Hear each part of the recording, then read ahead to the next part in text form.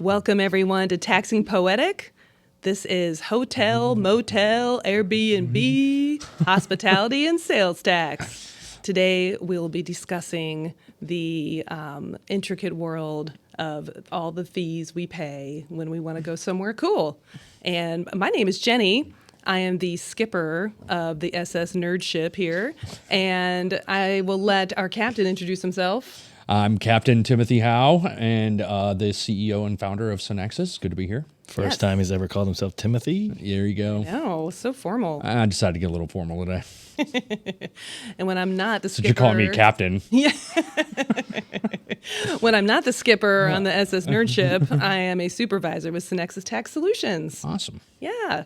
So, okay. And our producer? Oh, yeah, I forgot about him. Hi. This guy, yeah. Yeah, the random Nice dude to sitting see next to you who I just know. pulled off the street. I know, exactly. Keeps us going here. Keeps JB, us on. good to see you. Yeah. JB, nice to see you. Thanks for being here to learn about hotel and motel, Airbnb. Very excited. Yes, it is very exciting. So I'm about to reveal, everybody, some very sensitive and classified information. Oh my gosh. And JB, I need you to unblock me on your phone because you're going to be my one phone call after this. So here we go. Okay. Tim, we know that they used your brain to map ChatGPT for sales tax. They just downloaded all the information in there. And when people type in sales tax questions, it is the information that you have stored over many years. And just in full disclosure, that's why you can't trust it. Well, yes. Also, more on that later. However, I have, some experience in multiple fields and industries with sales tax. But what I'm trying to say is I am not a ChatGPT, and I'm going to need some more like intro level, knowledge. Thank you. I'm There going to you need go. some more intro level knowledge when On it comes to hotel and motel hotel and motel. So I'm going to be learning along with everyone else. Okay. This is new to me. We have a new client just the past few months. I've been learning some more about this industry, and it's pretty interesting and exciting, applicable to all of us. We all travel. A lot of weirdness that A you lot of didn't weirdness. really know actually existed. I have paid right? these taxes for years and years, never known why I do other than complain about them. So I'm glad you're here to download. We're going to get into a little bit of that too, right? Yes, Awesome. yes, we're going to download. But real quick, because we're taxing Poetic, I have another haiku that I wrote. Let me get my materials here. I just bumped the mic. Sorry about that. It's okay. Okay, here we go. 575. No pressure. 575. I'm Okay. just gathering my thoughts. Don't listen to Tim.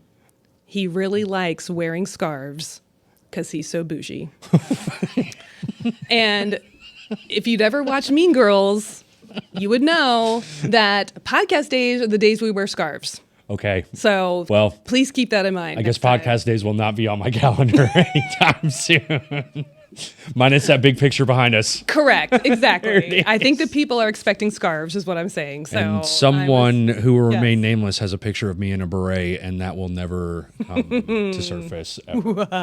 Yes, we shall Exactly. see. Exactly. All right. So I'm done taxing Poetic with my haikus about scarves. Awesome. And I'm going to let you start taxing Poetic about hotel motel tax.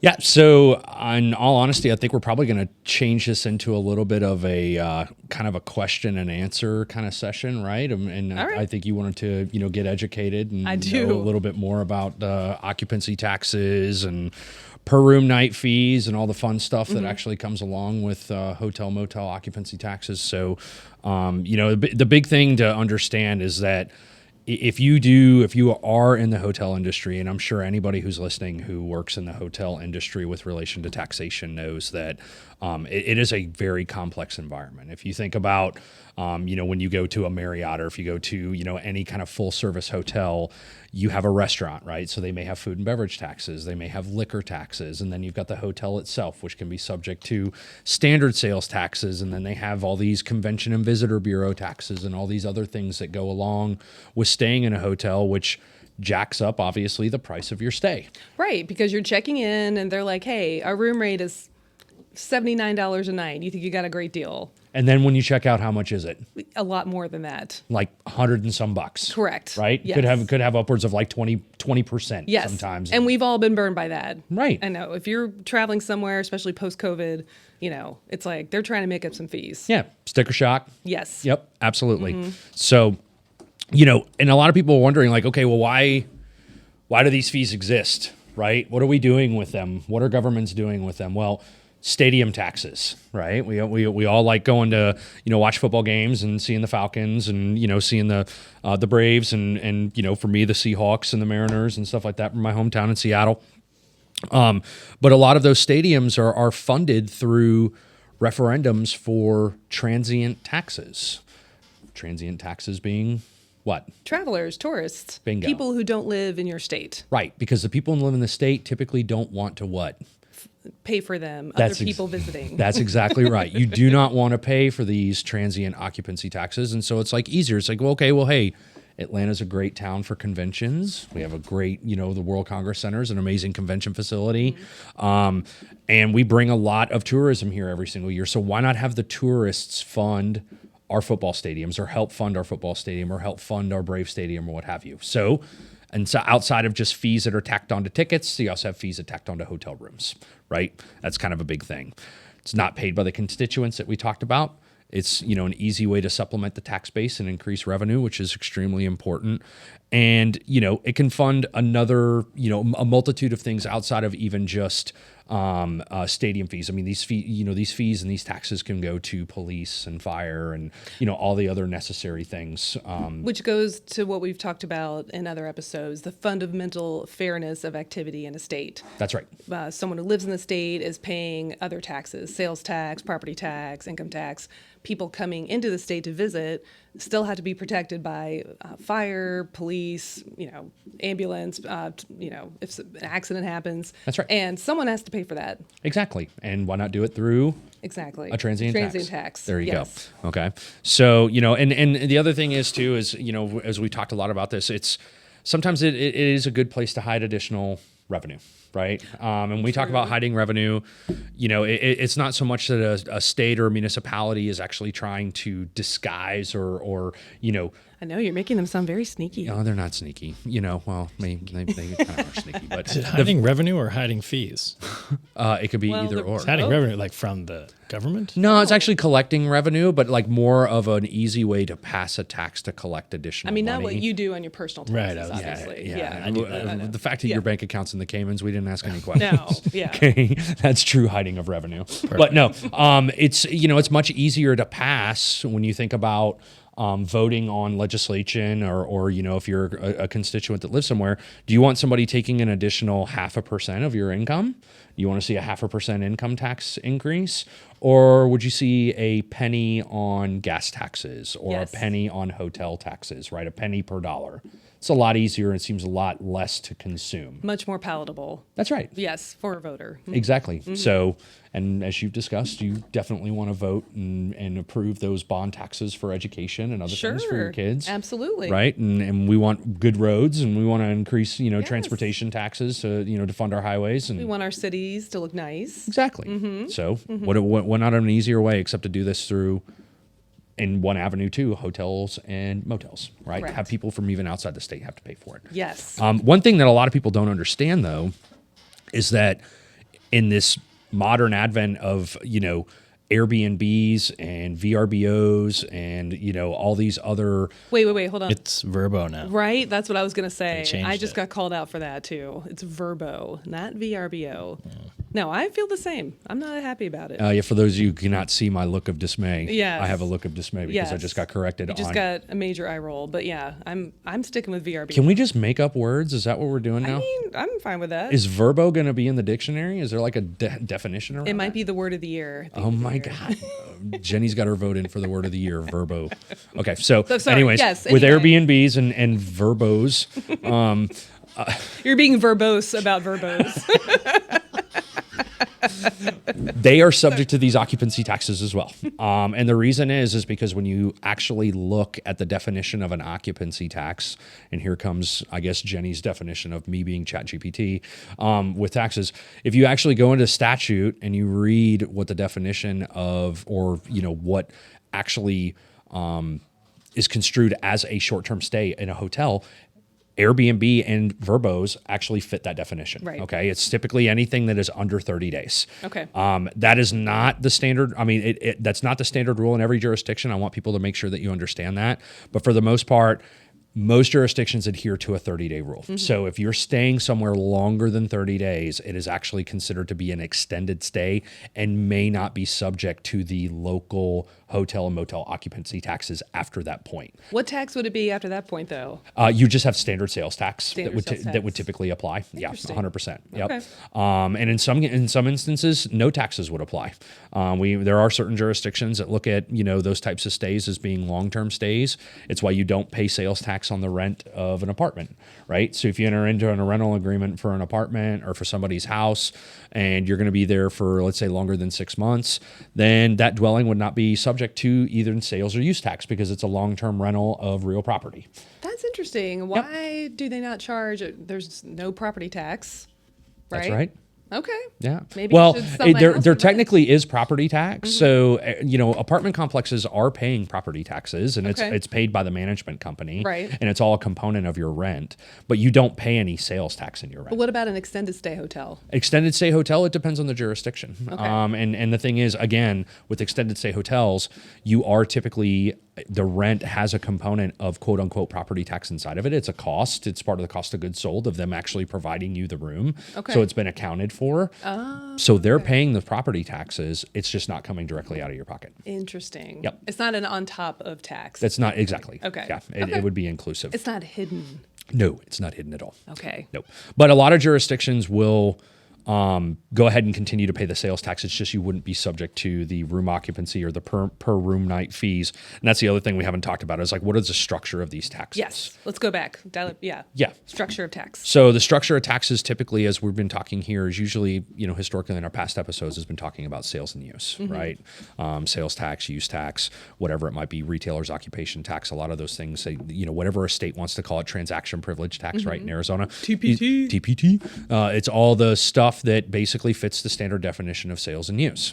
Well, these hotel and occupancy taxes truly have different definitions. They have different names because they're based off of different things. It will be based off of a per night fee. So on, each room night that it's occupied, you would pay a fee per night. So it'd be 50 cents, $2. Some jurisdictions have $3 per night, right? That you charge on an occupied room up until 30 days.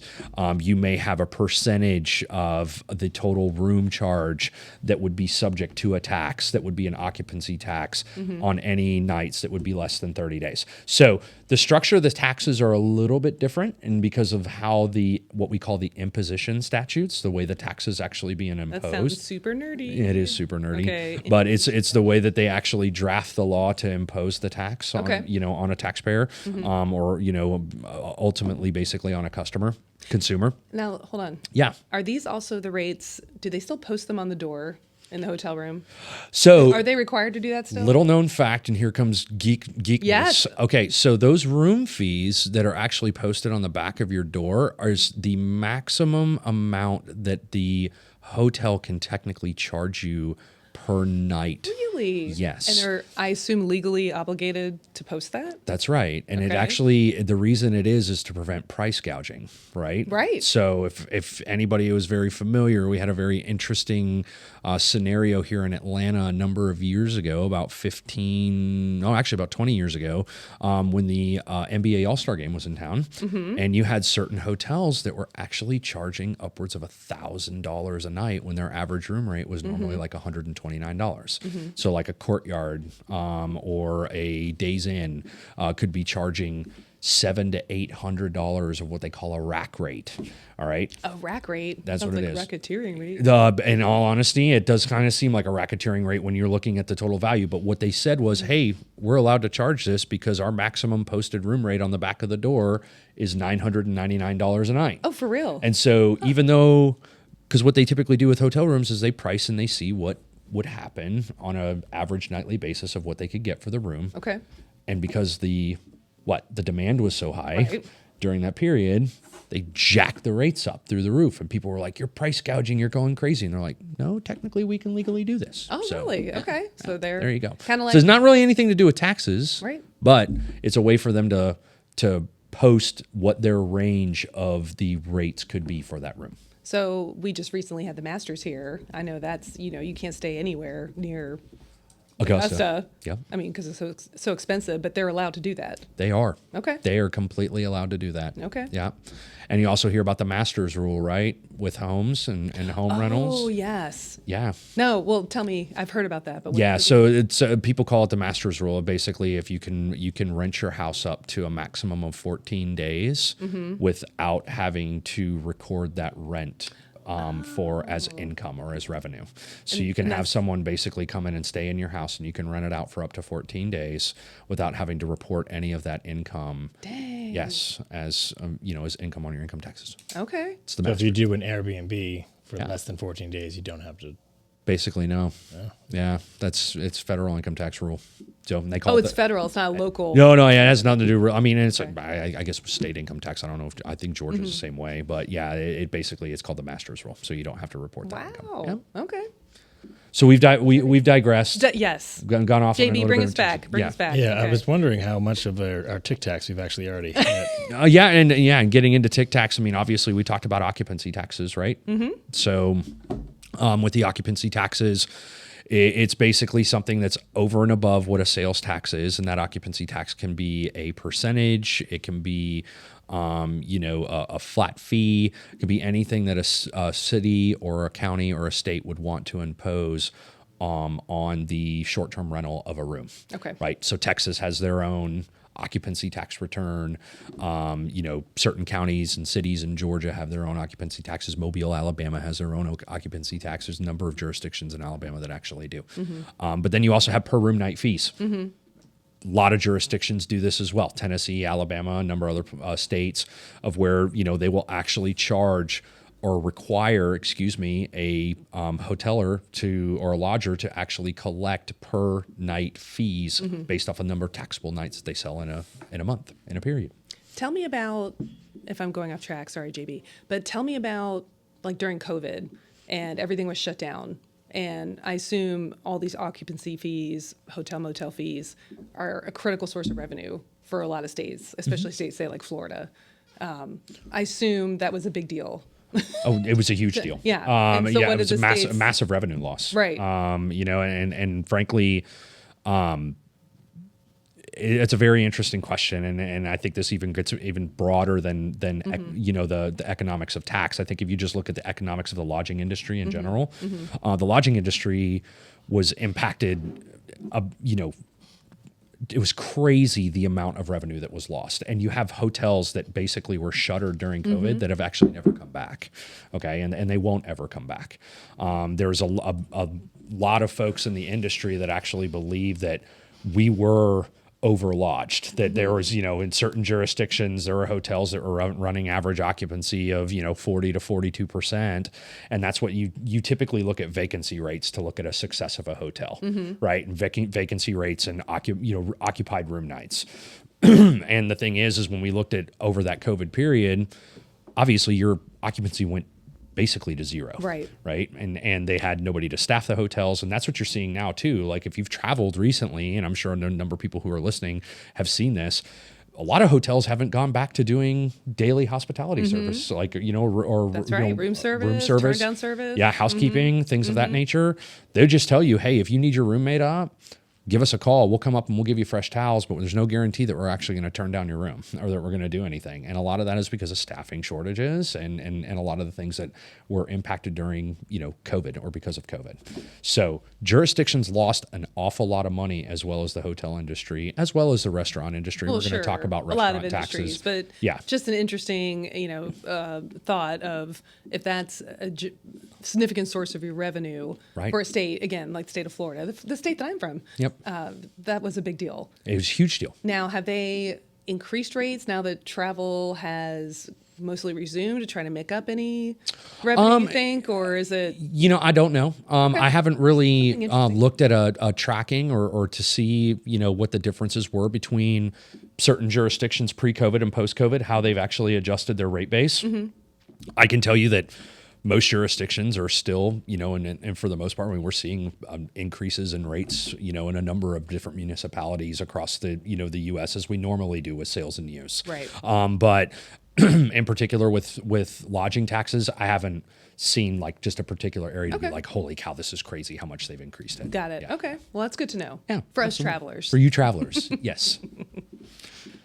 So, Yeah. What else on TikToks? We got occupancy. and exemptions. Oh, exemptions. Yes. This is actually really kind of interesting. So when you think about exemptions and documenting exemptions, it is a very interesting component of an audit for most lodgers, hoteliers, however you want to say it. For most people in the hotel industry, if you're actually going through an audit, the documentation that you keep for exempt stays is very critical.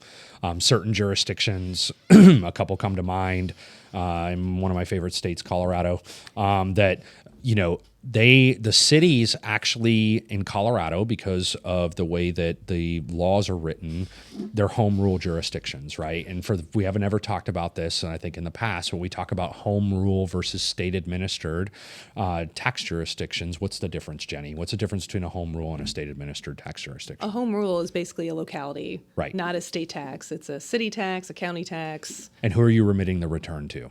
to the state. But in a home rule, you're remitting it to who typically? Oh, the city or the county. That's exactly Yes. right. So it's a tax that's imposed by Right. the local jurisdiction that you're ultimately remitting to them. Right. Whereas state administered, you may have county taxes, like Georgia's all state administered, right? We have 159 counties that all have their own rates, and we actually have the city of Atlanta.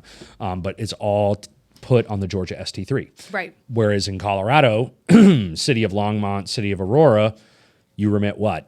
Their own returns. Yes. Okay. Yes. And the thing is, within those jurisdictions and how they can write their laws, their tax laws, they can require different exemptions than the state does. Right. Okay, so they can actually pass their own laws that may be different than the way that the state imposes the tax. And there are a few jurisdictions in Colorado that actually have different laws for documenting exemptions versus the state. Whereas JB decides that he's going to go and stay for 30 days at a Courtyard by Marriott, and Dang, JB. I know, right? And he's going Check it to go. out. He's going to go hang out in, let's say, Westminster. I know. And he's hanging in the city of Westminster. Aspen. Exactly. After 30 days, Colorado would say that you're automatically exempt. You don't have to file anything. You don't have to provide anything. It's just on the 30th day, boom, guess what? No more taxes. So maybe I will save money by staying longer.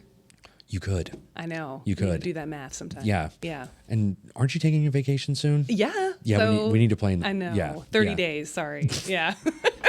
I'm going to save money. Not going to be missed. Just kidding. Anyways, Fair enough. so, but other jurisdictions in Colorado will instantaneously say, okay, on the 30th day, a person has to provide an exemption certificate or sign some affidavit that says that they have an intent to stay longer than 30 days. Okay. And if you don't get that intent, guess what? The exemption doesn't apply. Got it. We found this out under audits, and it's really kind of weird, right? So you have to research the locals of where you're at and understand what their exemption requirements are for documentation before you just start exempting the people that are staying in your hotels. And it's very, very important. And as a person who goes, and if you're going to go and stay at a hotel and you're going to be there for an extended period, you need to know that as well, because you don't want the hotel to sit there and keep charging you tax when you shouldn't have to pay it. Can I just start selling exemption certificates online to people? So Did you really just ask that?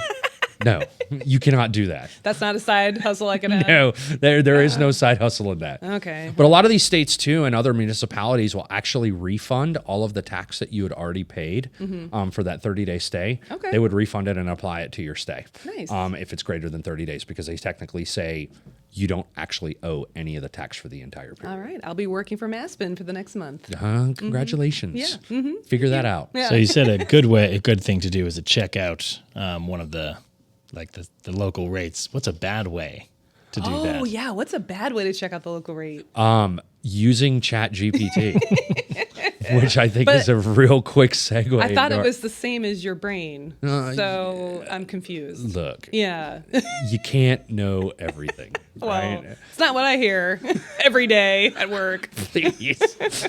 Well, in all honesty, we actually did some research, and another gentleman that we work with, a great guy, Roy Keeley, was actually talking to us about leveraging OpenAI and leveraging ChatGPT to do tax research, right? Right. And so Roy decided to go out and start plugging in some questions into ChatGPT and firing them over to me and saying, hey, how do these look for tax research answers? And frankly, it was pretty good. I will say, I thought the results were all right. But if you're not phrasing the question correctly, like if I just went in and said into ChatGPT, what is the sales tax rate on a hotel stay in Valdosta, Georgia? It's like Jeopardy. You have to phrase it in the form of question. In It the has to correct be form of the question. Correct form of the question. That's yes. right. I can understand that analogy. You got it? Yes. Yes. Okay. Because you like Jeopardy. I do. I'm huge- awesome at it. You're a Yes. huge Jeopardy fan. Yeah. You're just not so good at For tax sure. quizzes. No, no. Okay. Maybe if you did them in the form of a question, or I did. Yeah, I would be better You at phrased it. your answer in the Phrased your form of a answer in the form of a question? question. Yes, I would be be kinda better at weird. it. I know. Well, But at the end of the day, like it would give you a pretty decent response back and give you a fairly broad spread of what the rates might be. Mm-hmm. But it doesn't tell you this is the exact amount and this is what you should collect, right? Got it. And it even tells you, it says this is not a tax professional's answer. You need to consult a Right. tax professional. So a lot of people ask this question like, oh my gosh, AI is going to replace my job. AI is going to replace the way that, artificial intelligence is going to replace the way that we do compliance and the way that we do tax research Right. and everything else. It's going to be a tool. It's going to be something that I think is going Absolutely. to help us. Yes. But it is not going to be the definitive end all be all research answer because there's a lot of other things that go too. Like if I went and I typed in and tested software and I said, is software taxable in the state of California? Well, Sometimes. what kind of software? Yeah, it's a kind of favorite sales tax answer, right? yes, it depends. It depends on the state. Depends on the state. Dots. Dots. DPS, That's it. Depends on the state. and the thing is, it also depends on the circumstance. It depends. Right. Okay, is it load and leave? Is it canned software? Is it customized? What is customized software? And you have to get into all these definitions and figure all this stuff out. That's why I think ChatGPT and moving into the future is going to be a really interesting tool to help us with our jobs. It's not going to be something that replaces our jobs. That makes a lot of sense. It's just not as granular as it needs to be. It sounds like That's it. you're asking it a question. It's going to say it depends. So you have to go do your own research, just like we do every day. Right, because I mean, outside of just looking at statutory guidance, we also have regulations. Right. You have to look at what court cases. Right. Right. Exactly. And understanding how all those things play in and the hierarchy of authority. As it stands right now, artificial intelligence isn't smart enough, I think, to grab all of those particulars and bring them all together and create a definitive answer or a concrete response back and saying this is an opinion. Right. Right. But it was pretty fun. I had never touched or done anything with ChatGPT until we were researching for this episode. And I was like, oh, wow. Okay. It is just like a little Google machine. Just That's right. type in a question and it. And you can ask it Jeeves. anything. I know. It's so awesome. It is awesome. Yeah, like So- what's your favorite flavor of ice cream? Like what's the best flavor of ice cream that's out there? know. And it says, oh, I don't have opinions. I'm just a machine. But Wow. the most popular flavors of ice cream are, and then it will spit out like the top 10 most popular flavors of ice cream. And you're like, oh, that's pretty interesting. I So, know. I wish I I could feel like do- it's just a fancy version of Ask Jeeves. Right? Like I know. that works. Like, I was- remember Ask Jeeves? It just didn't work. You Dude, asked a it question was and it didn't terrible. Know anything? I wanted to do more like, hey, how does my hair look? Or do these pants make me look fat? And even ChatGPT is like, no, I'm not. No. I'm not getting into that. God, that's awesome.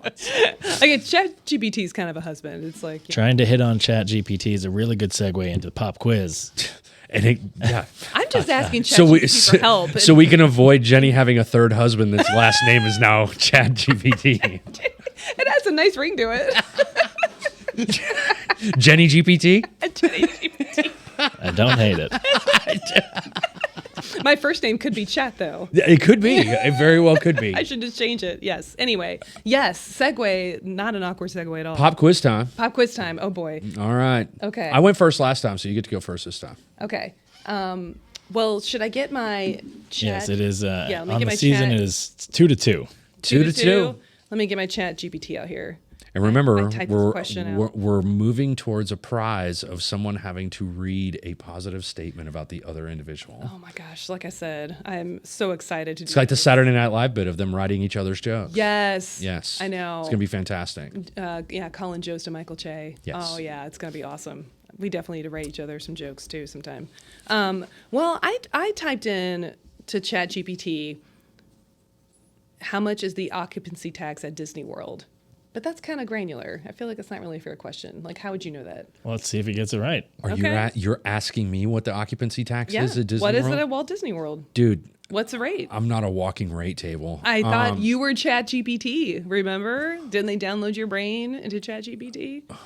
So maybe I City didn't. of well, actually, it's not City of Orlando. It's what is that weirdo city? It's something Park.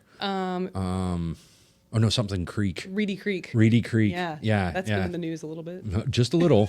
Thank you. I can tell you what the state of Florida sales tax rate is, plus what the county rate would be. Right. Perfect. 8.25. Well, what's the sales tax rate in Uh, the state of Florida? 7%. No, no. Oh God, Nick's gonna kill me. He is going to kill you. Is it 6%? Yeah, There we you go. got it. Yeah, it's 6%. I don't And know. We said a lot of numbers. And I was rolling every single one back in my 7. brain. Florida is a little complicated in a lot of ways. Because the single article surtax, like I am from Florida, so I can say this. Yes, it is a very strange state, as we all know in a lot of ways. So you have 6%. Let's see. yes. So 6% for Florida. Then you have 1.25% for Reedy Creek. Is that right? Well, here we go. This is where I think you're making your point about ChatGPT not having all the answers. Let me read this answer. The occupancy tax at Walt Disney World Resort in Florida is currently 6%, which makes sense. But wait, hold on. Is that 6% on top of the sales tax rate?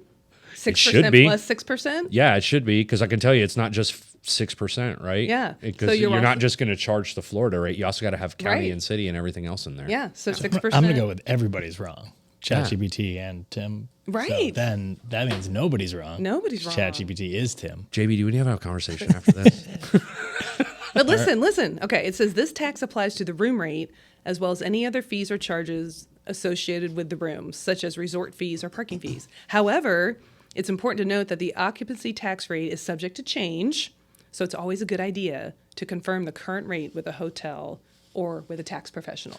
So just to your point, isn't that funny? That is kind of funny. That is what- It didn't even mention anything about sales tax. No. Which we know the room's going to be subject to sales. Yeah, it just says well, I did ask. I said, what is the occupancy tax rate at Disney World? And it gave me 6%. There we go. But it didn't say, hey, it's 6% on top of 6%. Right. Yeah. All right, Tim, what's your question? Well, not expecting Jenny to just like absolutely nerd out.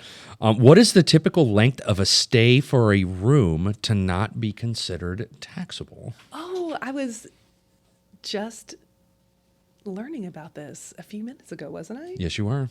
14 days? 30 days. Oh, I thought it was 14 I days. remembered that one. It's 30 days. Well, I knew it was 30 or 14, but what's the is that extended stay? I didn't mention anything about 14 Yes, days. he did. I don't believe he did. Yes, he did. He did say 14 days. You know, I swear to God. Phil says no to. Yeah. Phil, for real? Phil working the board back there is like looking at Jenny like she's crazy. Where did I get 14 days from? I don't know. No. Awesome. Well, at least we've evened the score. Yeah. So what's your, All right. what's your second Jenny, question? question 2. I'm going to listen back to this tape. I know for sure there was 14 days in there somewhere. Okay. Yeah. Okay. Well, this is a softball. I don't know, but I just asked GPT this while we were talking about Disney World. What happens if I own a hotel and don't charge occupancy tax? What happens if you own a hotel and do not charge occupancy tax? You're going to get assessed by the local jurisdiction with penalties and interest, typically under an audit. It's job. ChatGPT is not messing around. It says if you own a hotel and do not charge occupancy tax, you will be in violation, result in penalties, fines, or legal action. Failure to do so could result in charges of tax evasion, which can carry serious consequences, including criminal charges and fines. So ChatGPT is also your mom. Yeah, ChatGPT seems a little stricter than even Tim Howe, which I is a little crazy. know. Yeah. Yeah. So that's definitely not from your brain. All right, Tim, what's your next question? My next question is, if it is not a sales tax, what's another name for a hotel-based tax? Occupancy tax? There you go. Look, that's a softball. Softball. We've been talking about it too much. I mean, dude, I There you go. had to throw one out there. All right, last question, Jenny. Well, I kind of muffed this because we talked about it earlier. What is a stadium tax? What is a stadium tax? I know. Yeah, We it's a covered that. tax that's either levied on to a hotel occupant, or it could be a restaurant charge, or it could be even a car rental type charge, depending on the location, that will fund the building or construction or even maintenance, future maintenance of a stadium. But people, constituents have to vote on that, right? Or not, because there have been, in the history of the world, stadiums that were not built because they couldn't pass a stadium tax. 100%. And in a lot of jurisdictions, those types of taxes do require constituents to actually vote on them. You can't just make up a tax. Right. And that's the great thing about the United States of America and living here, right? America. No taxation without representation. Yes. Right? Except in D.C. Good thing you say. It's on their license plate. I'm just saying. But the fact is, Boston Tea Party, get back to the American Revolution, and hey, guess what? That was one of our biggest arguments. Like, we had no say in the king dropping taxes on us, and that's the whole point here, is that we have to have some form of say in our tax rate increases and new taxes that are created and other types of things. And we talked about this in a previous, another episode about, how they pass certain fees in other states without people being able to vote on them, and they just kind of snuck them into the budget, right? And that's a big no-no. And we will not mention those states again No. as to not offend them. We've already I know. been written down. We're already It's, going to be audited. We already have to apologize. All we got to say is they love John Denver. So Who doesn't?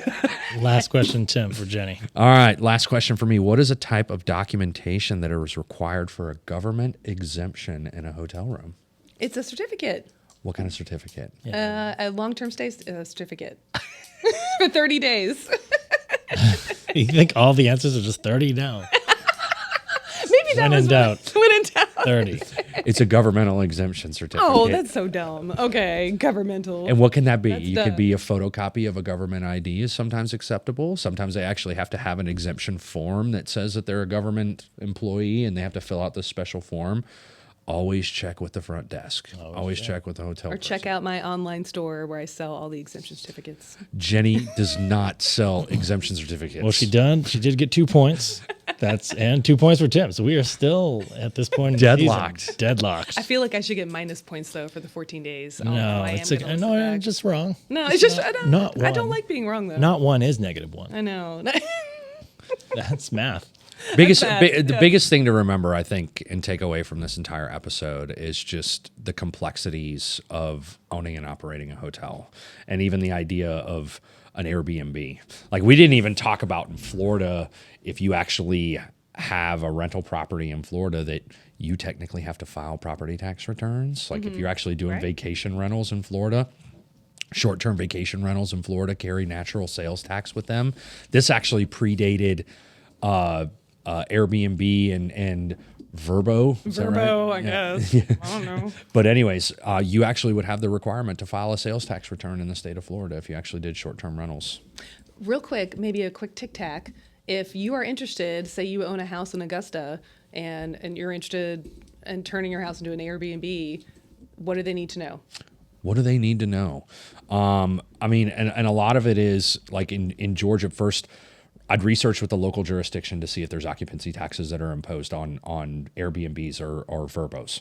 Okay, it'll automatically tell you, like if you go to the jurisdictional website, if you go to the city of Augusta, or if you're, you even go to the state of Georgia website and you type in and you actually look as, is my Airbnb subject to sales tax in the state of Georgia?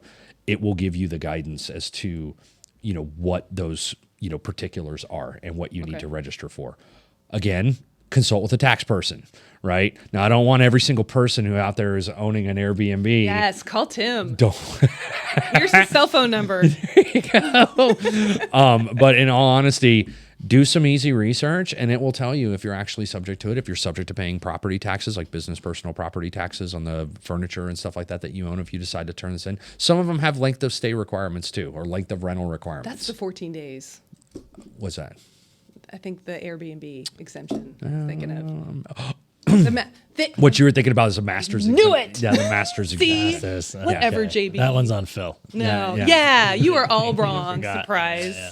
But the master's exemption had to do with income tax. It has nothing to do with this. I just knew there was 14 days. Okay. Yes. Yeah. Well, anyways, we'd like to Sorry, close this out. Yeah, we have a list of people we need to apologize. Oh, to. yeah, yeah. Real Oh, quick. gosh. Okay. The Verbo marketing team. Oh. You know, they worked hard on that, I'm sure.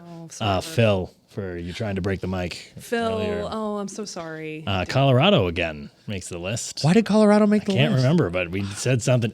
Man, look, I have family that lives in Colorado, so just understand that I love that state, but I think you called them weird, maybe. the altitude. Look, the It might have just altitude been the messes with them. I think it messes with their legislative ability. But anyways, That's a pretty good apology. Yeah, it's awesome. Sorry, Colorado. The altitude messes with your legislative ability. Okay, then you have to apologize to Jenny for saying you won't miss her during her vacation. Yeah. sorry, Jenny. Yep, Yeah, it sounded legit too. the people of Reedy Creek. Oh yeah. Yeah, we kind of, Yeah. they've got enough going on. Yeah. And then Jeopardy fans. You said Jeopardy fans with a slight disdain in your voice. Yeah, I didn't appreciate that. I'm actually a big Jeopardy fan myself. I used to watch it with my dad all the time. And I actually couldn't tell. Washington, D.C., do we need to apologize to them? No. No? I was sticking up for them. I feel like The way he says no makes me think the answer is yes. Yes. But, Look, they're not our 51st state, okay? we'll cover that more in our regional topics. We'll do a deep dive on DC. close it out. Okay. Thank you very much. If you, as always, have questions or if you want to help ride our show, you can call in and leave us a message, and we'll be happy to address those questions. Or you can contact us. Leave comments and actually write a review. We'd love to hear a review of the podcast. It's a great way to get our name out. And thank you very much for listening. Thanks, Jenny. Thank you, Tim. I learned a lot today. Good. I'm glad you did. Yes. JB, as always, thanks for keeping us between the dishes. Yes. Awesome. Absolutely. Love it. Talk Good to job y'all by you. next time. Bye-bye. Bye. Bye.